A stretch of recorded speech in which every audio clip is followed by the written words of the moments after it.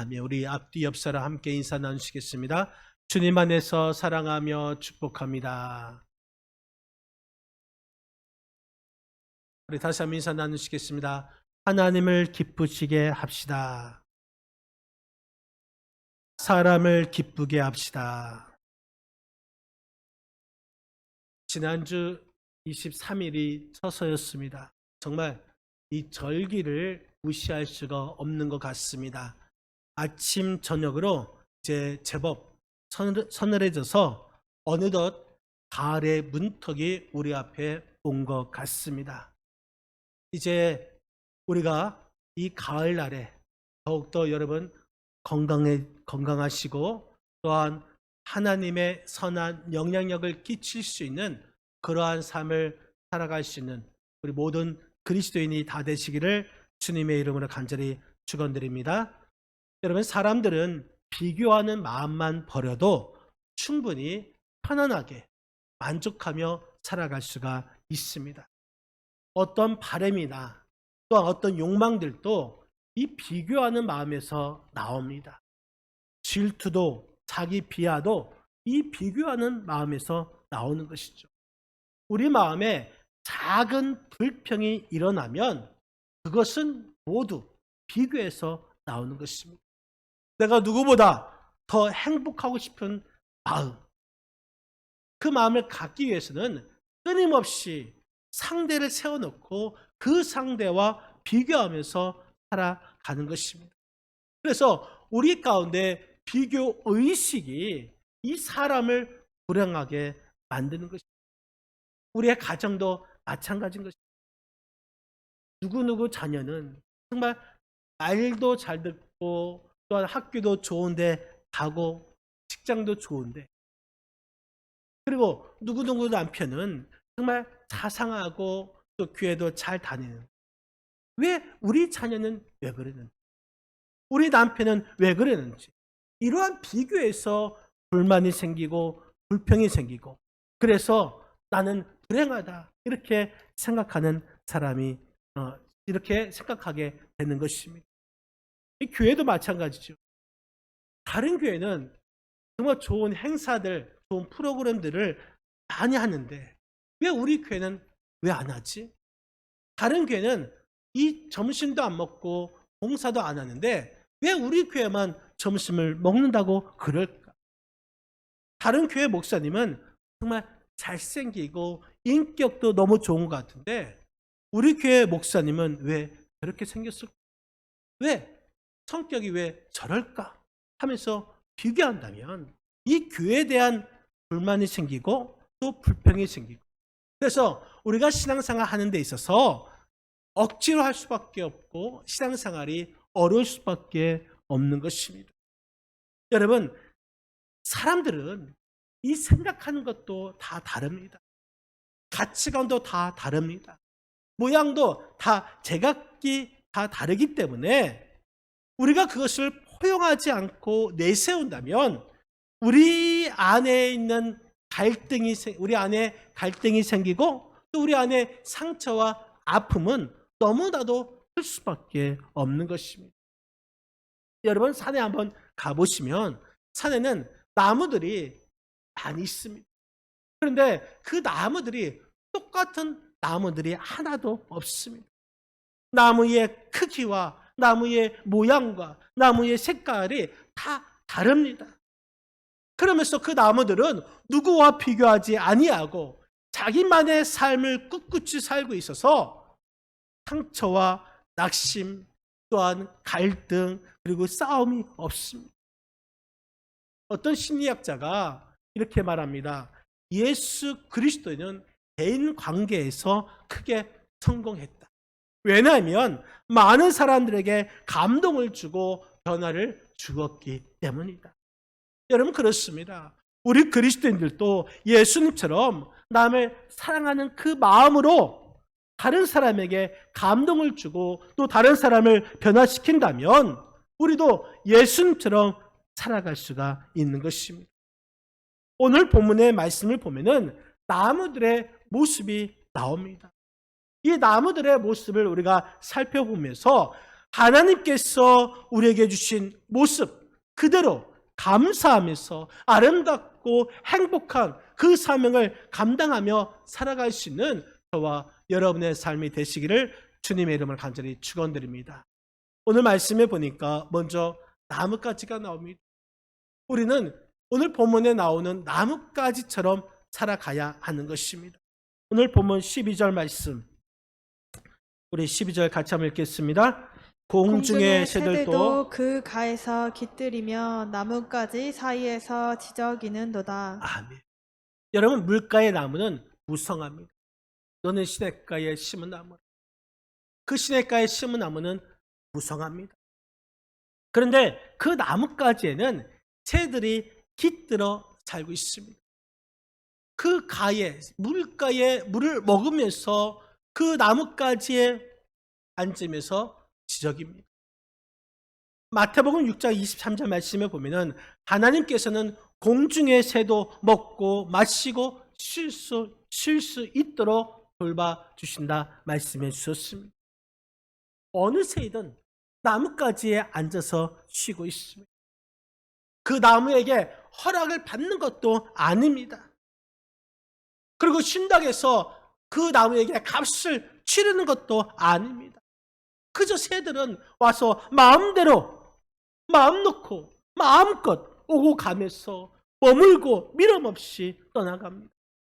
떠나가면서 고마워하거나 감사하거나 미안해 하지도 않습니다. 어찌 보면 이러한 현상들은 너무나 일상적인 것이고 너무나 당연한 것입니다. 때로는 나뭇가지보다 더 큰 새들이 와서 거기에 앉다 보면 나뭇가지가 휘청거릴 때도 있고 또 나뭇가지가 찢어질 때도 있습니다. 그럼에도 불구하고 나뭇가지는 묵묵히 그것을 다 받아들이고 맞아주고 또한 견뎌줍니다. 무조건적으로.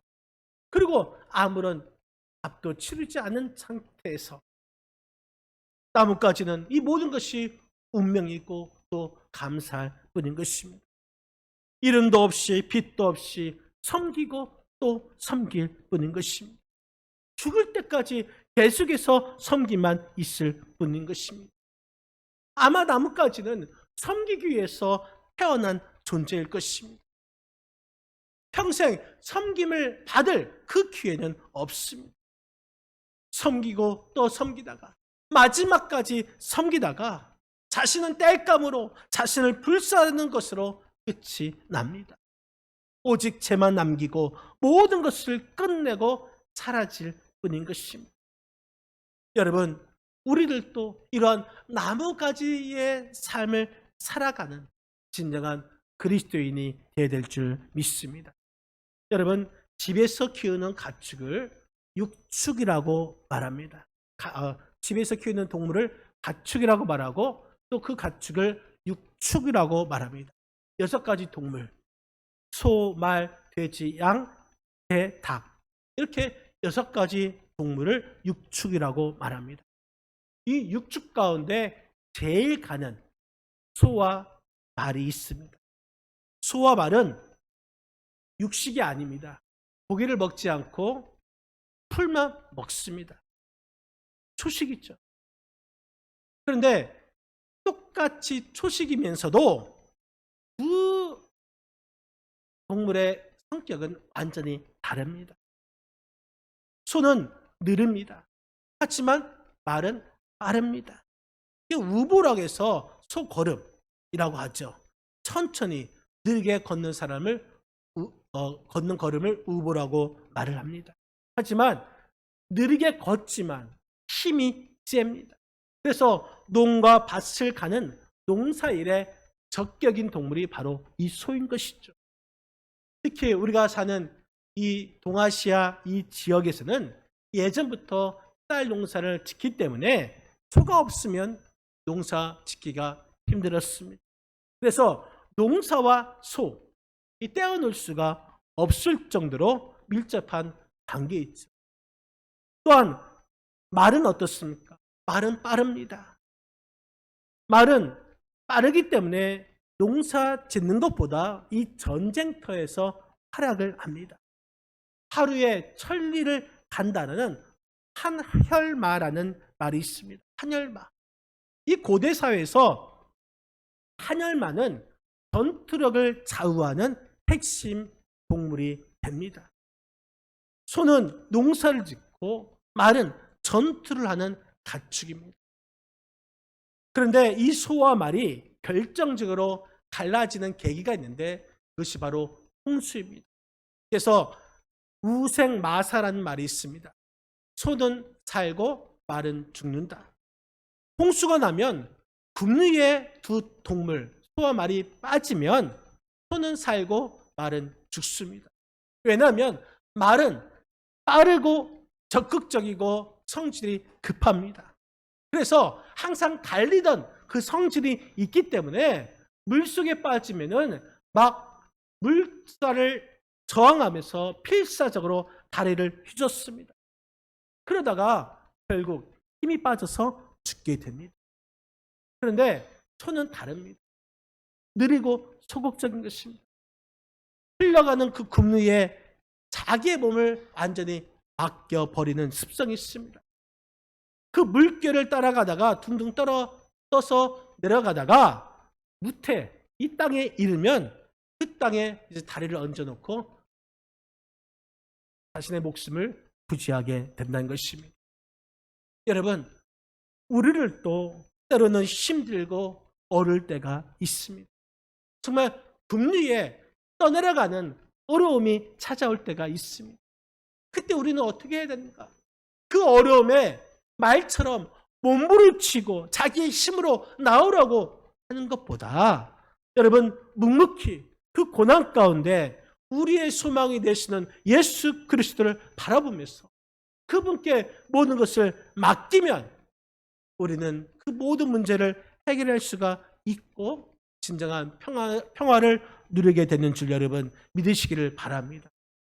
오늘 본문에 나오는 나뭇가지, 여러분 공중의 새들을 기다리고 품어주고 마음껏 거저 쉬게 해주는 이 나뭇가지처럼 우리를 또 화려한 꽃은 피지 아니하지만 하나님께서 우리에게 맡겨주신 그 사명, 묵묵히 충성을 다하여 하나님께 영광을 돌리고 그래서 하나님께 칭찬을 받을 수 있는 이 시대에 나뭇가지 같은 그런 진정한 그리스도인이 다 되시는 저와 여러분의 삶이 되시기를 주님의 이름으로 간절히 축원드립니다.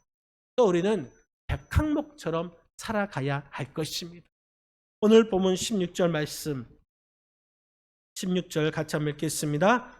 여호와의 나무에는 물이 흡족하며 곧 그가 심으신 레바논 백향목들이로다. 아멘. 하나님께서는 이 나무들을 지으시고 또 이 나무들을 기르십니다.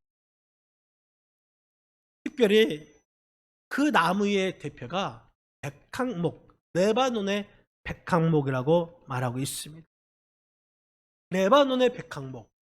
여러분, 이 말은 이 백항목이 유명한 것은 바로 나무 중에 나무이기 때문 것입니다. 이 백항목을 여호와의 나무라고 칭하기도 합니다.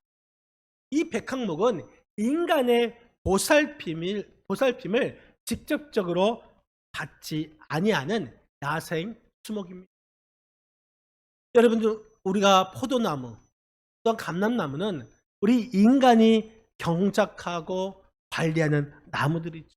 하지만 이 백항목은 이 산에서 들에서 자생하는 나무가 이 백항목인 것입니다. 특히 레바논의 백항목, 이것은 전적으로 오직 하나님의 은혜로 심어졌다라는 뜻에서 우리 그리스도인을 상징하고 있습니다. 우리 그리스도인은 우리 어떤 인간이 심은 존재가 아니고 나 자신이 심은 존재도 아닙니다. 오직 하나님께서 심어주신 존재인 것이죠. 백항목은 소나무과의 식물입니다. 특히 레바논의 이 산들이 백항목의 주요 산지가 됩니다.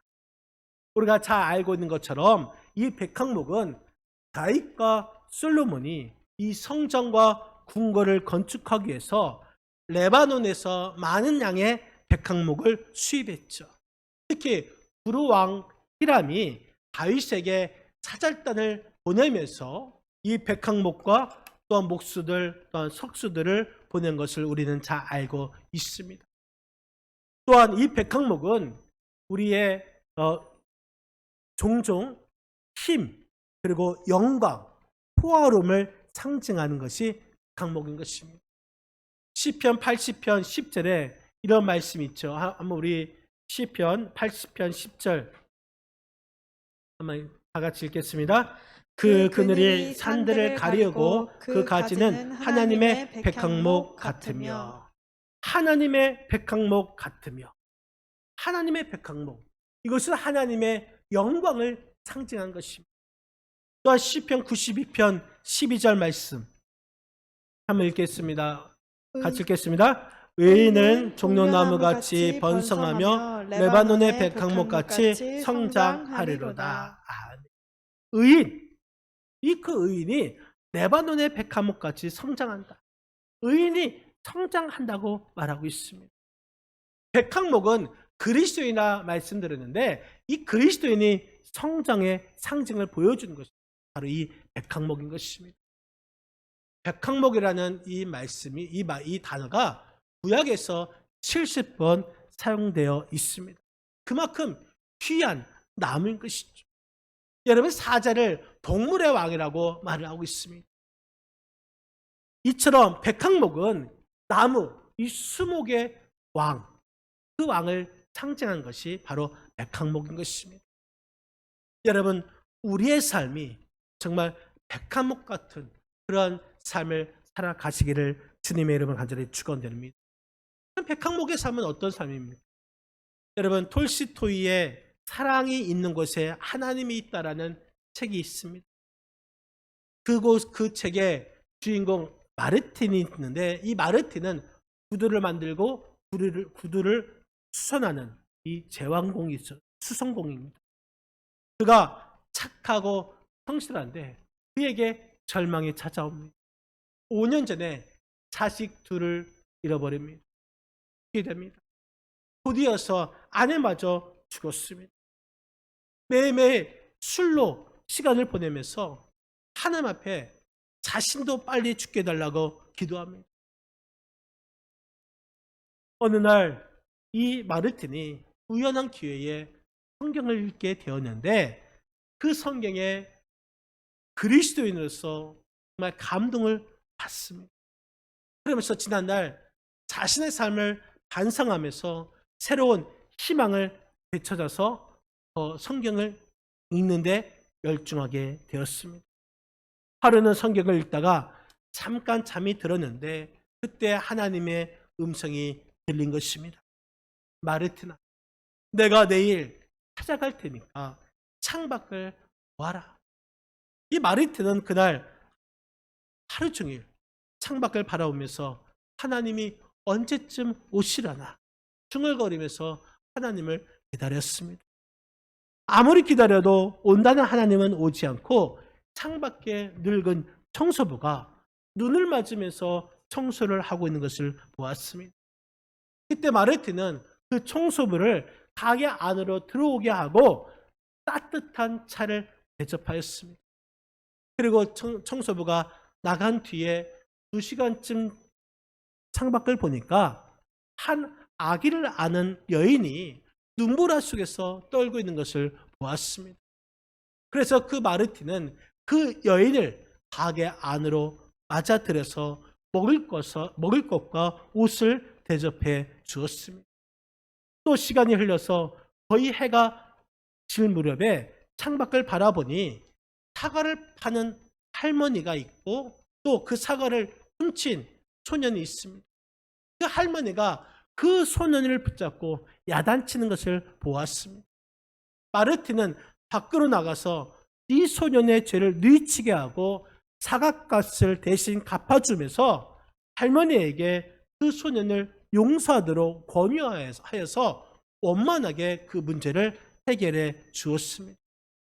마르틴은 날이 어두워지자 가게 문을 닫고 집을 향했습니다.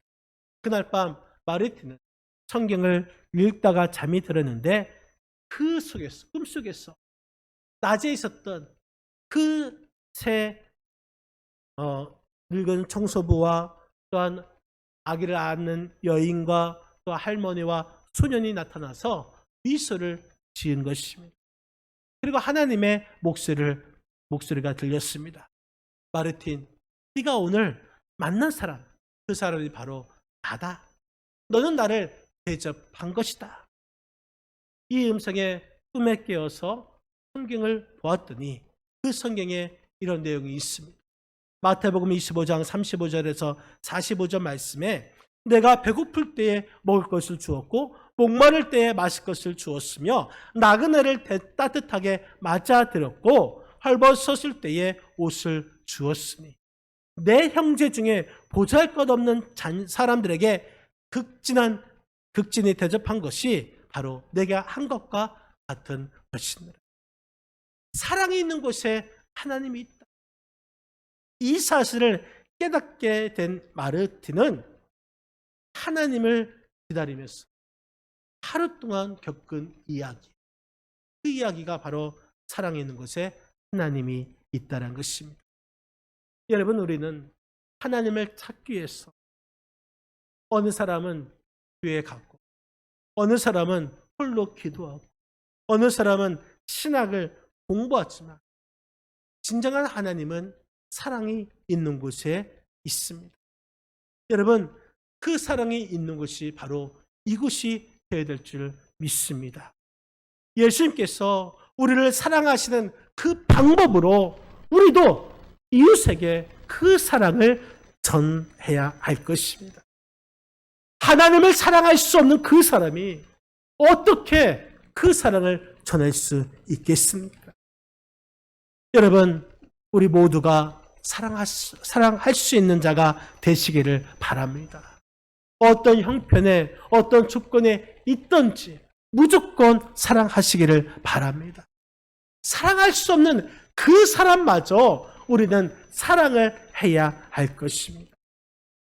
하나님을 만날 수 있는 그 방법, 그 연구할 필요가 없는 것입니다. 내 주위에 있는 그 사람들, 내가 매일 만나는 그 사람들을 먼저 사랑할 때에 하나님을 만나는 것임을 여러분 믿어야 할 줄 믿습니다.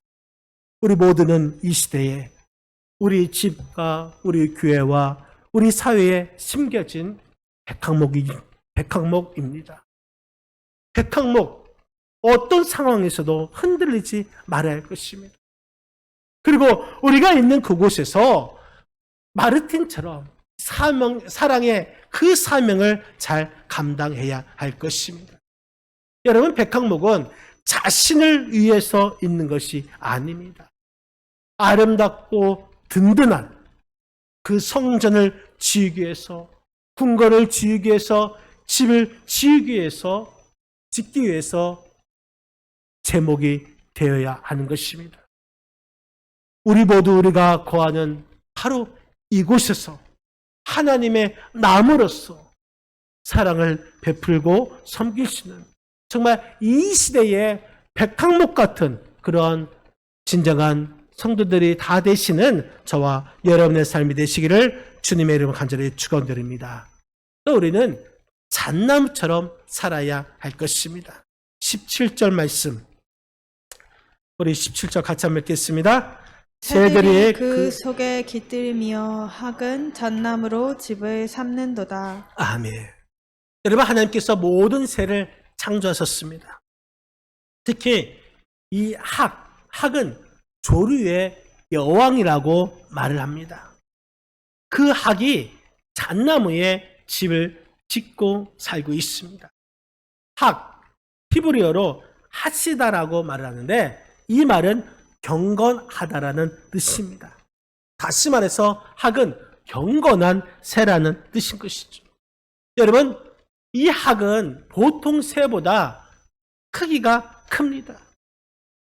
본문에 우리가 12절에 나오는 나뭇가지에서 요란하게 우러대는 그 새는 정말 참새나 또한 벌새 같은 몸집이 작은 새들입니다.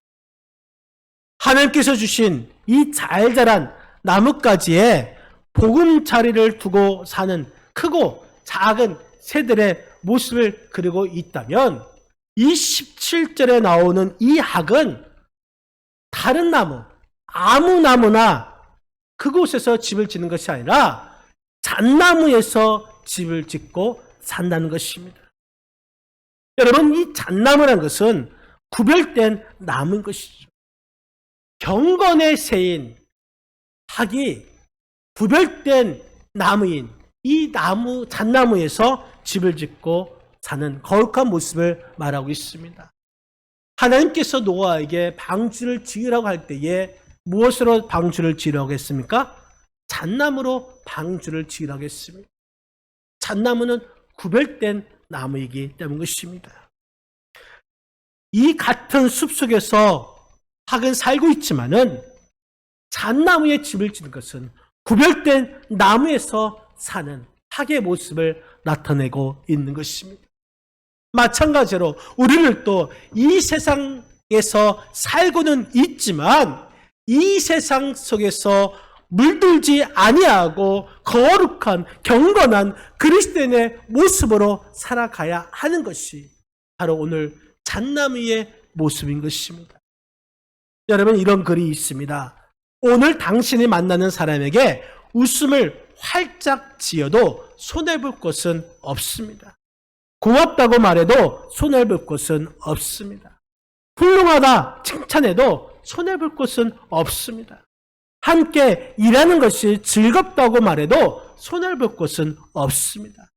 그렇게 말하면 그 말이 당신에게 2배로 메아리가 되어서 돌아오기 때문입니다. 오늘 여러분들이 나가는 일터와 하는 일에 대해서 감사한 마음을 가져도 손해볼 것은 없습니다. 그 감사하는 마음이 일과 일터로부터 여러분을 더 높은 곳으로 인도하기 때문입니다. 오늘 당신과 한솥밥을 먹는 가족에게 따뜻한 웃음을 보여도 손해볼 것은 없습니다. 수고한다, 고생한다 말을 하여도 손해볼 것은 없습니다. 그 따뜻한 웃음과 따뜻한 말이 바로 행복의 문을 여는 것이기 때문입니다. 오늘을 웃음으로 시작하고 감사하는 당신이 손해볼 것은 없습니다. 여러분, 그렇습니다. 우리는 우리 삶의 자리에서 구별되고 거룩하게 살아가야 될 줄 여러분 믿으시기를 바랍니다. 이 거룩이라는 것은 교회 안에서만 한정된, 격리된 그 공간 개념이 아닙니다. 오히려 이 거룩이라는 것은 복음이 지배되고 있는 복음적 개념이라 말씀드릴 수가 있습니다. 다시 말해서 우리가 하나님의 선한 영향력을 끼치고 또한 복음의 향기를 전파하는 그것이 바로 거룩한 삶이 되는 것입니다. 오늘날 이 시대에 우리가 잣나무가 되어서 경건한 학들이 모여들 수 있도록 우리가 그것을 만들어줄 수 있는 분위기를 만들어줄 수 있어야 하는 것입니다. 우리의 가정과 우리의 교회와 우리가 사는 그 삶의 자리가 경건해져서 경건한 학들이 몰려오고 또한 그 몰려온 학들이 경건해지고 깨끗해지고 또한 견실한 그러한 잣나무 같은 진정한 그리스도인의 삶을 살아가시기를 주님의 이름으로 간절히 축원드립니다. 사랑하는 성도 여러분, 이 세상에는 사람들도 다양합니다. 우리 삶의 모습도 다양하고 직업도 성격도 생각도 또한 가치관도 모든 것이 다 다양합니다. 그리고 이 시대는 아무도 예측할 수 없는 그러한 시대를 살아가고 있습니다. 하지만 우리가 어떤 장소든지 어떤 사람이든지 어떤 상황에서도 하나님의 자녀로서의 삶을 우리가 보여줄 수 있어야 하는 것입니다. 하나님의 자녀로서 때로는 나뭇가지처럼 때로는 백항목처럼 때로는 잣나무처럼 이 시대에 우리가 살아가면서 하나님께서 기뻐하실 수 있도록 선한 영향력을 끼치고 복음의 향기를 전파하는 거룩한 나무 같은 우리 충무교회 성도님들이 다 되시기를 주님의 이름으로 간절히 축원드립니다. 기도하시겠습니다. 우리 이 시간 합심으로 잠시 기도하는 시간 갖도록